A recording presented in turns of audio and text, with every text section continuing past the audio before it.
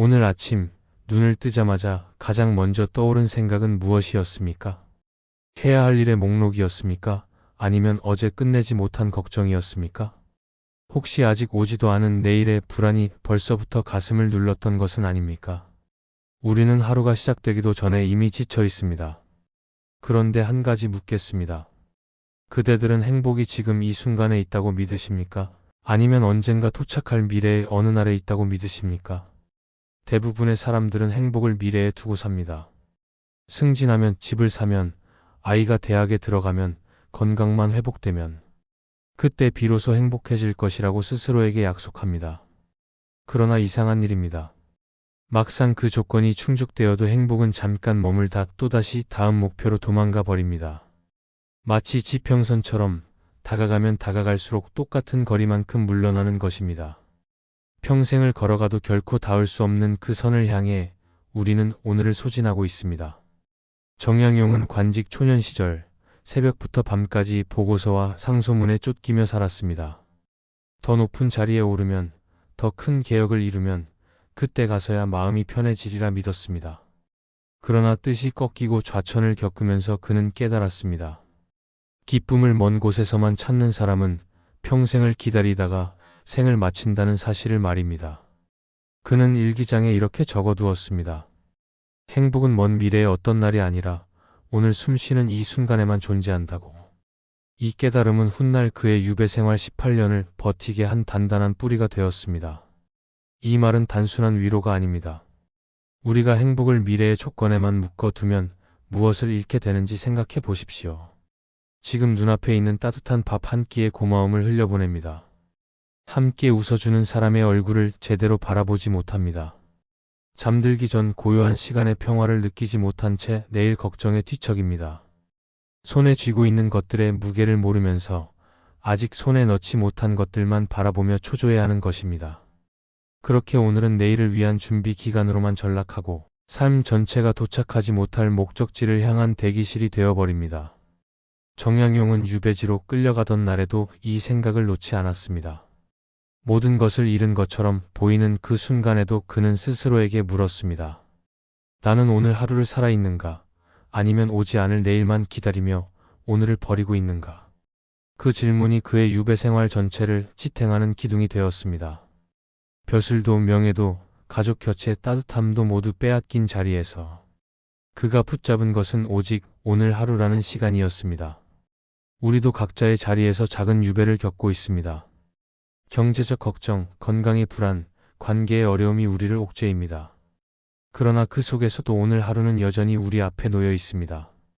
과거의 후회와 미래의 불안 사이에서 흔들리는 마음을 지금 이 순간으로 데려오는 것, 그것이 행복을 찾는 첫 번째 열쇠입니다. 행복은 조건이 갖춰진 뒤에 주어지는 보상이 아니라 오늘을 대하는 태도가 만들어내는 결과입니다. 이 장을 시작하며 그대들에게 한 가지를 먼저 말씀드리고 싶습니다. 앞으로 이어질 이야기들은 행복을 먼 곳에서 찾지 말라는 하나의 문장을 여러 각도에서 비추어 볼 것입니다.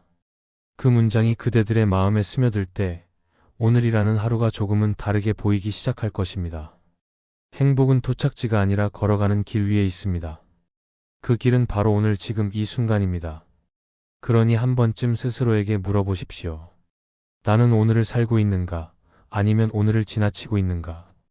오늘은 여러분과 이와 같은 내용에 대해 이야기해 보려 합니다. 구독과 좋아요 부탁드립니다. 혹시 이런 말을 스스로에게 해본 적이 있으십니까? 오늘 하루쯤은 대충 살아도 괜찮겠지. 내일부터 제대로 하면 되지. 우리는 이 말을 습관처럼 되뇌입니다. 그러나 그 하루가 모여 한 달이 되고, 한 달이 모여 1년이 되고, 그 1년들이 쌓여 어느새 돌이킬 수 없는 인생이 됩니다. 오늘 하루를 가볍게 흘려보내는 일이 실은 인생 전체를 조금씩 깎아내는 일이라는 사실을 우리는 얼마나 자주 잊고 삽니까? 정양용은 젊은 시절 과거를 준비하며 새벽부터 밤까지 글자를 쌓아 올리던 어느 날 문득 깨달은 바가 있어 일기장에 이렇게 적었습니다.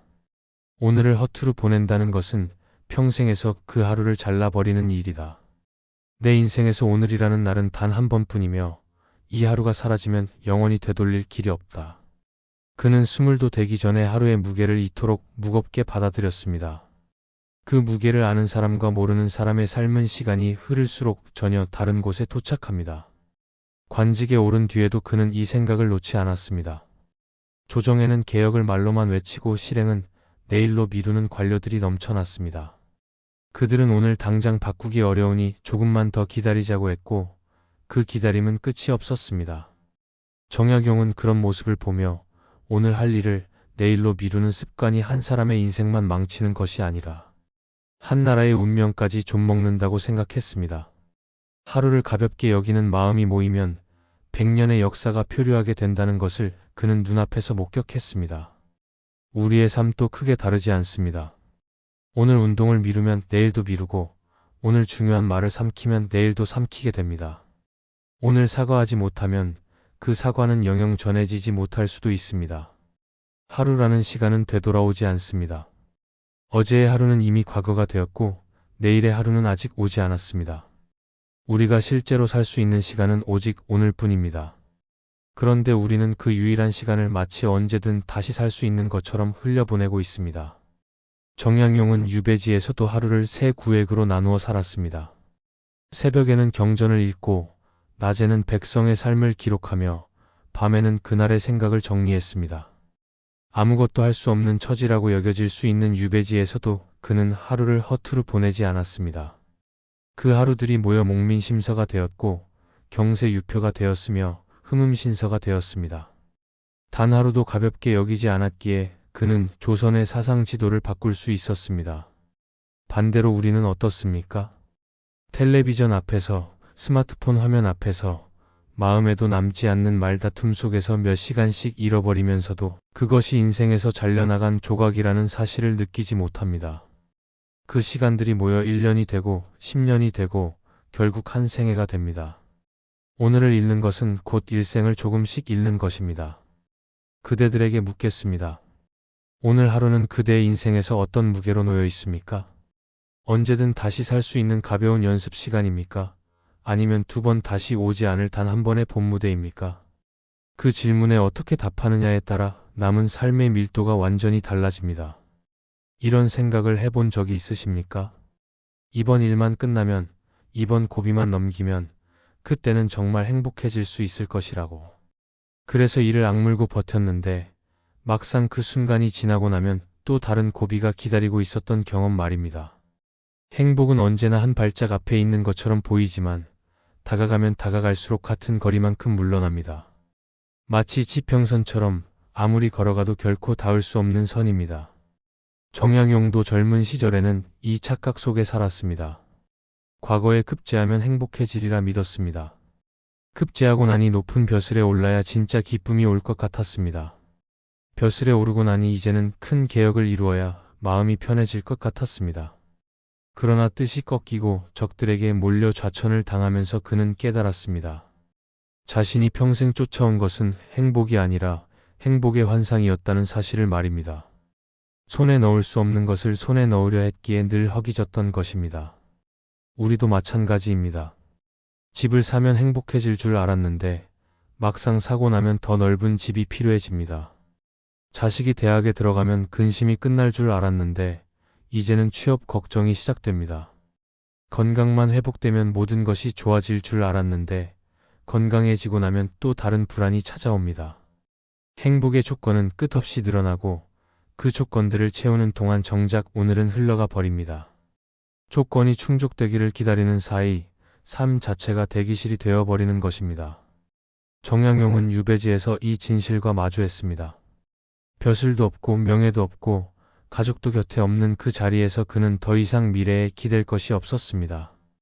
그때 비로소 그는 오늘이라는 시간의 무게를 온전히 느꼈습니다.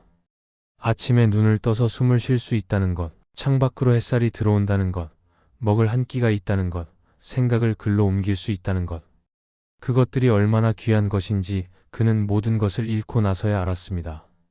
사람은 가지지 못한 것을 향해 달려갈 때보다 이미 가진 것의 의미를 깨달을 때 더 깊은 평안을 얻습니다. 행복은 조건이 갖춰진 뒤에 도착하는 택배가 아닙니다. 행복은 지금 이 순간을 어떤 눈으로 바라보느냐에 달린 문제입니다. 먼 미래에 행복이 있다고 믿는 사람은 평생을 기다림 속에서 보내게 됩니다. 그러나 오늘 안에 행복이 있다고 믿는 사람은 매일 조금씩 행복을 경험합니다. 그대들은 지금 어떤 조건을 기다리고 있습니까? 그 조건이 충족되면 정말 행복해질 것이라고 확신합니까? 혹시 그 조건은 지평선처럼 다가갈수록 물러나는 것은 아닙니까? 한 번쯤 걸음을 멈추고 지금 서 있는 자리를 돌아보십시오. 어쩌면 그대가 찾던 행복은 먼 곳이 아니라 발밑에 오늘 하루 안에 이미 놓여 있을지도 모릅니다. 아침에 눈을 떠서 스스로 일어날 수 있습니다. 뜨거운 물로 얼굴을 씻을 수 있습니다. 두 발로 걸어서 문 밖을 나설 수 있습니다. 하늘을 올려다 볼 수 있고 바람의 온도를 느낄 수 있습니다. 이 모든 것이 당연하게 느껴지십니까? 그러나 어느 병실에서는 이것들이 돈으로도 살 수 없는 기적입니다. 누군가는 두 눈을 뜨는 것만으로도 하루에 모든 힘을 다 써야 합니다. 누군가는 혼자 힘으로 일어서는 것이 평생의 소원입니다. 정약용은 농촌을 순시하며 허리 굽혀 눈을 매는 농부의 모습을 오래 바라보았습니다. 해가 뜨기 전에 나와 해가 진 뒤에야 돌아가는 그 사람들의 하루를 그는 기록으로 남겼습니다. 마른 손으로 아이 입에 밥을 넣어주는 어머니의 모습도 그의 눈에 깊이 들어왔습니다. 그는 그 소박한 풍경들을 보며 하루하루의 평범한 수고가 이 나라를 지탱하는 기둥이라고 적었습니다. 거창한 업적이 아니라 오늘 하루를 성실히 살아내는 것이 세상을 유지하는 힘이라는 것입니다. 그러나 우리는 늘 없는 것, 못 가진 것, 남과 비교했을 때 뒤처진 것에만 시선을 둡니다. 더 넓은 집, 더 좋은 차, 더 높은 연봉, 더 멋진 경력. 그것들을 향해 달려가느라 이미 손에 쥐고 있는 것들의 감촉을 잃어버립니다. 매일 먹는 밥이 얼마나 귀한지, 함께 잠드는 사람이 얼마나 소중한지, 아침에 눈을 뜰 수 있다는 것이 얼마나 큰 축복인지 우리는 너무 쉽게 잊습니다. 정약용은 유배지에서 모든 것을 빼앗겼을 때 비로소 일상의 무게를 알았습니다. 서울에서 높은 벼슬을 하던 시절에는 당연하게 여겼던 것들이 유배지에서는 그리움의 대상이 되었습니다. 가족과 함께 밥을 먹는 일, 아이들의 웃음소리를 듣는 일, 친구와 차 한 잔을 나누는 일. 그것들이 얼마나 찬란한 순간이었는지 그는 잃고 나서야 깨달았습니다. 그리고 깨달은 뒤에 그는 다시는 일상을 당연하게 여기지 않았습니다. 우리에게도 그런 순간이 필요합니다. 잃기 전에 깨닫는 것, 떠나기 전에 감사하는 것, 사라지기 전에 소중히 여기는 것. 지금 내 곁에 있지만 너무 익숙해져 버려 더 이상 보이지 않는 것들을 하나씩 떠올려 보십시오. 숨 쉴 수 있다는 것, 걸을 수 있다는 것, 누군가가 내 안부를 물어봐 준다는 것, 오늘 밤 잠들 곳이 있다는 것. 그것들은 당연한 것이 아니라 매일 주어지는 선물입니다. 그대들의 오늘 하루에는 얼마나 많은 선물이 숨어 있습니까? 그 선물들을 알아보는 눈을 가진 사람이 행복한 사람입니다. 없는 것을 세는 사람은 늘 부족하고 있는 것을 세는 사람은 늘 풍요롭습니다. 오늘 하루 당연해져 버린 것들을 다시 한번 눈여겨 보십시오. 그 안에 이미 행복이 있습니다. 하루에 단 1시간씩 아무렇게나 흘려보내도 괜찮겠지 싶은 시간이 있습니다. 별 생각 없이 화면을 넘기거나 마음에도 남지 않는 영상을 보거나 어디로 향하는지도 모르는 생각에 빠져있는 시간 말입니다. 1시간쯤이야 하는 마음이 드실 것입니다. 그러나 그 1시간을 숫자로 계산해보면 이야기가 달라집니다. 하루 1시간은 1년이면 365시간이고 이것은 대략 15일에 해당합니다. 30년이면 450일, 거의 1년 반이 통째로 사라지는 셈입니다. 정약용은 이 시간의 무게를 일찍이 알았습니다. 유배지에서도 그는 하루를 세 구획으로 나누어 살았습니다. 새벽에는 경전을 읽고 낮에는 백성의 삶을 기록하며 밤에는 생각을 정리했습니다. 아무것도 할 수 없는 처지라고 여겨질 수 있는 유배지에서 그는 오히려 시간을 더 촘촘히 썼습니다. 그 촘촘함이 모여 500권이 넘는 저술이 되었고 조선의 학문 지도를 바꾸는 업적이 되었습니다. 그는 시간 앞에서 결코 게으르지 않았습니다. 반대로 우리는 어떻습니까? 텔레비전 앞에서 2~3시간을 보내고 스마트폰을 들여다보다가 1시간이 훌쩍 지나갑니다. 마음에도 남지 않는 말다툼에 온 저녁을 쓰기도 합니다. 그러고 나서 하루가 왜 이렇게 짧은지, 시간이 왜 이렇게 빨리 가는지 한탄합니다. 그러나 시간은 빨리 가는 것이 아니라 우리가 붙잡지 못하고 흘려보내는 것입니다. 쥐고 있다고 생각했는데 손가락 사이로 빠져나간 것입니다. 시간은 누구에게나 똑같이 주어집니다. 왕에게도 농부에게도 학자에게도 하루는 24시간입니다. 그러나 그 시간을 어떻게 쓰느냐에 따라 삶의 밀도는 완전히 달라집니다. 같은 10년을 살아도 어떤 사람은 깊은 자취를 남기고 어떤 사람은 흔적 없이 지나갑니다. 그 차이는 재능의 차이가 아니라 시간을 대하는 태도의 차이입니다. 정약용은 편지에서 아들들에게 이렇게 말했습니다.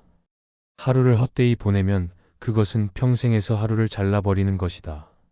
젊을 때 흘려보낸 시간은 늙어서 후회해도 돌아오지 않는다. 그의 말은 질책이 아니라 간곡한 부탁이었습니다. 자신이 유배지에서 뼈저리게 깨달은 진실을 자식들에게 물려주고 싶었던 것입니다. 그대들에게도 묻겠습니다. 오늘 하루 중 아무렇게나 흘려보낸 시간은 얼마나 됩니까? 그 시간이 모여 1년이 되고 10년이 되고 한 생애가 됩니다. 시간 앞에서는 누구나 가난해질 수 있습니다. 그러나 시간을 소중히 여기는 사람은 가난한 시간 속에서도 풍요로운 삶을 짓습니다. 오늘 한 시간을 어떻게 쓸 것인지 그것이 남은 인생의 얼굴을 결정합니다. 우리는 몸은 여기에 있으면서 마음은 늘 다른 곳에 가 있습니다. 밥을 먹으면서 내일 회의 걱정을 하고 산책을 하면서 어제 실수를 되짚습니다. 누군가와 대화하면서도 마음은 이미 다음 할 일로 달려가 있습니다. 몸과 마음이 따로 노는 것입니다. 그렇게 살다 보면 하루가 끝나도 무엇을 했는지 기억이 나지 않습니다. 분명히 바쁘게 살았는데 남는 것이 없습니다. 삶이 손가락 사이로 빠져나가는 느낌, 그것은 마음이 지금 여기에 없기 때문입니다. 정약용도 이런 경험을 했습니다. 글이 막히거나 걱정이 많을 때 그는 책상에 앉아 억지로 버티지 않았습니다. 대신 자리에서 일어나 마당을 한 바퀴 돌았습니다. 나뭇잎의 결을 눈으로 따라가고 바람의 온도를 피부로 느끼고 발 아래 흙의 감촉에 주의를 기울였습니다. 그렇게 천천히 걷다 보면 어지러운 생각들이 가라앉고 마음이 다시 제자리를 찾았습니다. 그는 그것을 마음을 지금으로 데려오는 연습이라고 불렀습니다. 이 연습은 거창한 것이 아닙니다. 특별한 기술이나 도구가 필요하지도 않습니다. 밥을 먹을 때 밥 한 숟가락의 향과 온도에 집중하는 것입니다. 국물을 한 모금 마실 때 그 따뜻함이 목을 타고 내려가는 감각을 느끼는 것입니다. 산책할 때 발바닥이 땅에 닿는 느낌에 주의를 기울이는 것입니다.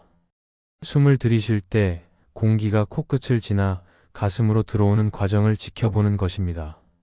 이렇게 작은 순간들에 마음을 머무르게 하면 흩어졌던 정신이 하나로 모입니다. 누군가의 말을 들을 때도 마찬가지입니다. 상대방의 눈빛과 표정에 온전히 주의를 기울여 보십시오. 다음에 무슨 말을 할지 미리 생각하지 말고 지금 이 사람이 무슨 말을 하고 있는지에만 집중해 보십시오. 그러면 전에는 들리지 않던 것들이 들리기 시작합니다.